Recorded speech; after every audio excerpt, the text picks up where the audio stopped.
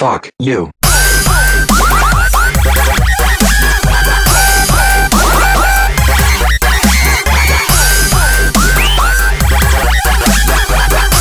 Музиката. Това е нещото, което може да ви спаси във всяка ситуация. Може да ви доведе до края на лудостта. Може да ви накара да бъдете толкова щастливи, че просто повече няма накъде.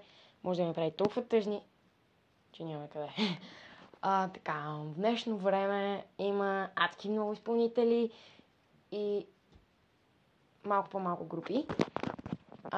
Така, аз лично се кефа на Lil Wayne, Tupac, Eminem, 50 Cent, даже ми техни покати. Окей, с едно. И лично мене това ме кефи. Повечето хора са луднали по One Direction, Justin Bieber, всякакви такива. Не съм хейтър, не ги мразя, обаче просто съм някакъв супер луд фен. Така, аз лично обожавам музиката, просто много обичам музиката. Свиря на китара. Просто без нея не мога да живея. Това е нещо, което ме държи жив. Не само това, ама просто така.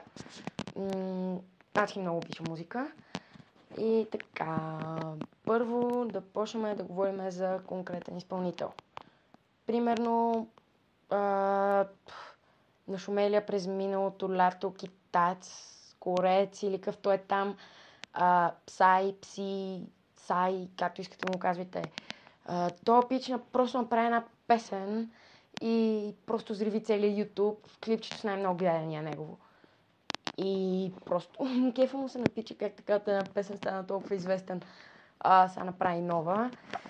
Окей, добре, друг. Джастин Бибър, примерно. Не го знам на колко години. Около 20 някъде, сигурно. Не знам дали има вече 20. Да, има доста песни, известен е. Супер кефът му са момичетата. Окей, за него съм съгласен. One Direction, също така. Да, това е една от малкото групи днешно време. В смисъл поп групи, иначе за рок изобщо няма да говоря. Да, фен си ми на рока.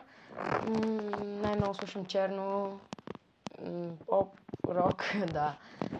И така, в коментарите кажете нещо за вашата любима музика, любим изпълнител, любима група, любим тип музика и всичко за какво мислите за музиката. Така. Окей, чао, ще видим другия път.